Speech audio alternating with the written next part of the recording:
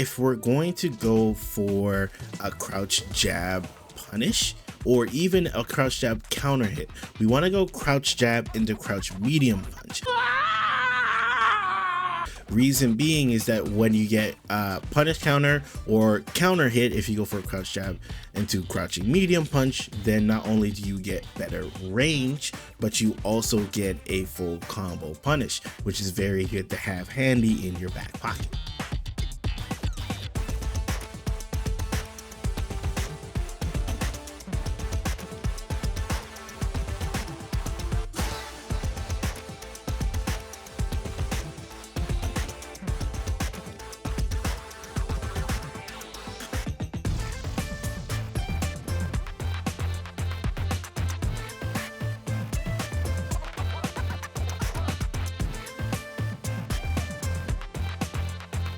How's it going, Luke enthusiast? Back with another coaching session. It got intensive very quickly. Let's get started here.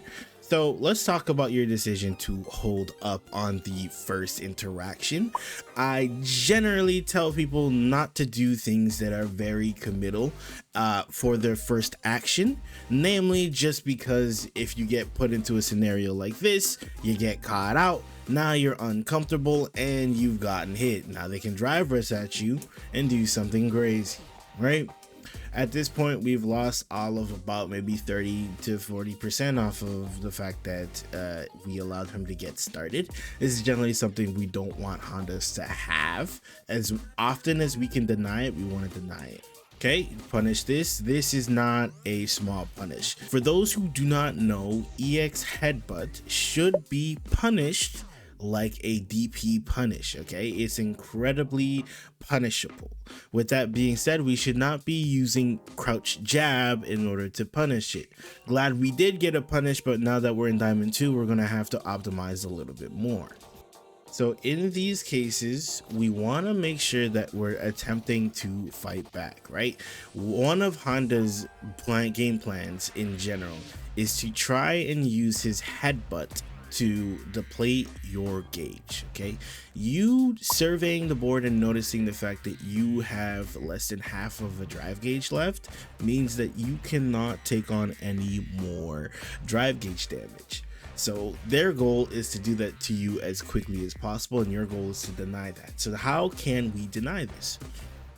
By taking our turn back. So after he does his crouching medium punch, we can return with an action, a delayed reaction, granted, because he could go into crouching medium punch into headbutt afterwards, right? But he decided not to go for that. So after this engagement here, after he did that, he whiffed this, we could go for standing heavy punch into light sand blaster. This is something generally they can't do nothing about. It'll at least help you be able to attempt to parry the next headbutt. It'll give you enough gauge to attempt to parry the next headbutt, right? Instead, now that we're in this situation here, he goes for headbutt.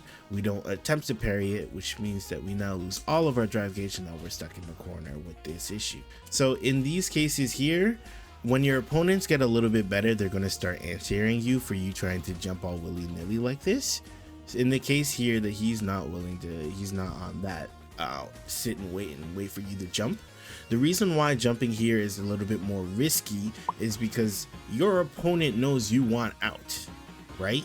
And if your opponent knows that you want out and you're willing to jump at them, then you're gonna anti-air you. And when they do anti-air you, now it puts you in a situation where you have to react.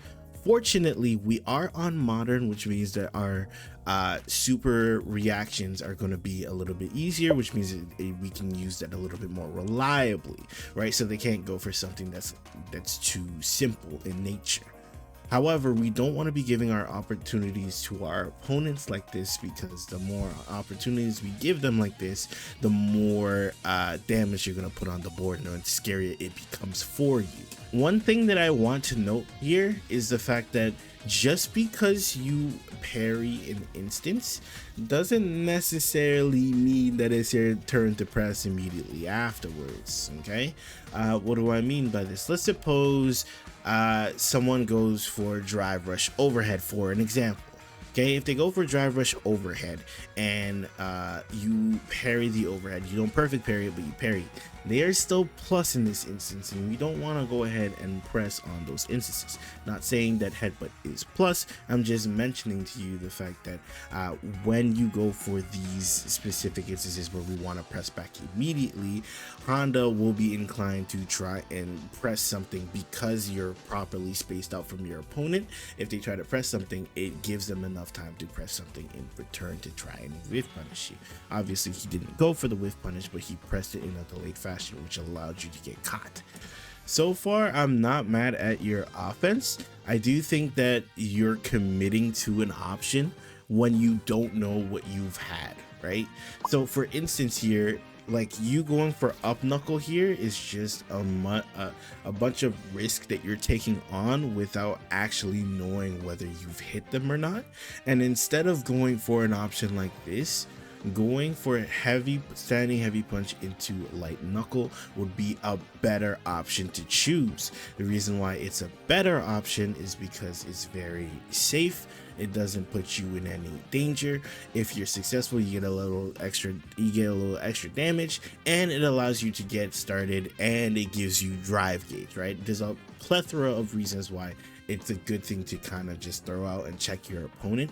But if we commit to options like standing heavy punch, up knuckle, it gives our opponent opportunity, especially if they're in diamond. They are willing to press DI even when it's not smart to press DI.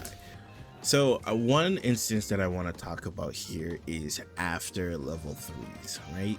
After level 3s, depending on which character, most characters do not get a good Oki, meaning they can drive rush into whatever button they want at you.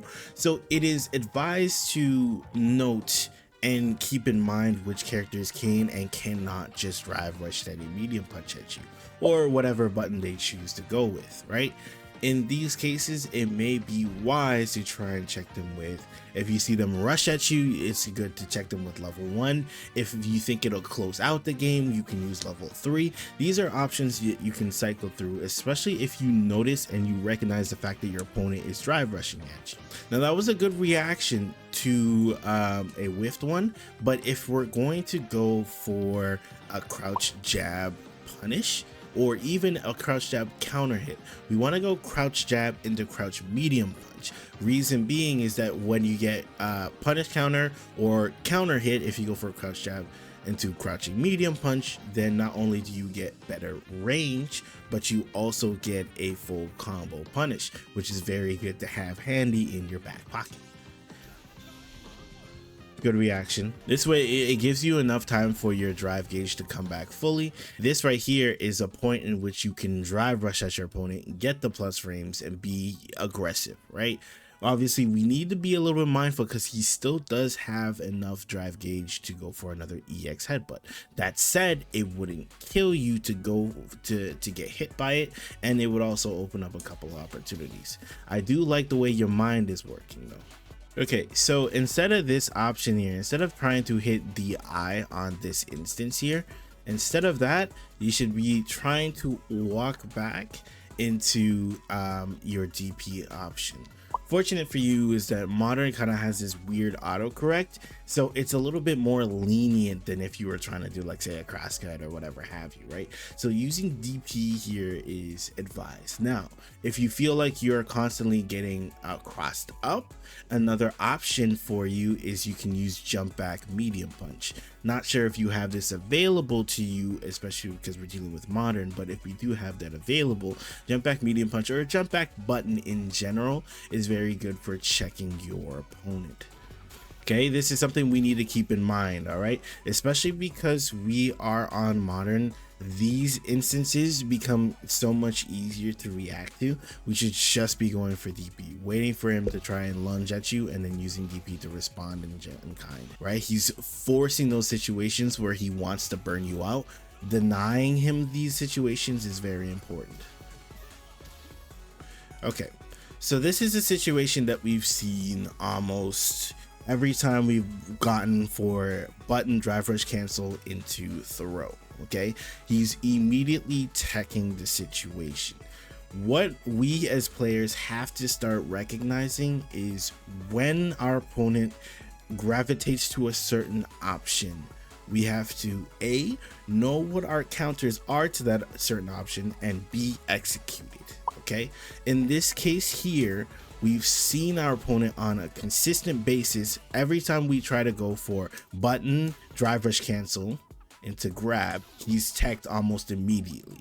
Now what are our answers? Our answers is either A, delay button, or B, just go for a button into another button, because if they keep trying to press, you're gonna find opportunities where you can blow them up for it. So a very basic thing that you need to start implementing is attempting to perfect parry these headbutts, because being able to perfect parry butt slam and headbutts is super crucial to getting around Honda's day one, game one play style. Once we learn how to manage that, we will be a lot better, right? These are all instances where you're getting a successful counter hit or punish counter, but we're not able to hit confirm it because we're too uncomfortable. Like for instance here, they should be, instead of trying to press cross jab, crouching medium punch, and so on and so forth. So every instance you notice that this guy is not blocking. So in the case where your opponent is not blocking, you need to make sure to put them in situations where they have to block you, right? A good instance of this is loose crouching medium punch. Loose crouching medium punch keeps you locked in place, so let's use that to keep you locked in place, right? See, every time something's coming out. And this is why I say committing to this option is not good, right? Every time you commit to this, you're putting yourself at risk. Let's suppose we went for sending heavy punch into light knuckle. We could actually follow it up with another level 1. Be careful for wake up options. Every time he's teching, we need to show him a different option, right? The moment we start showing him different options, that's the moment we start blowing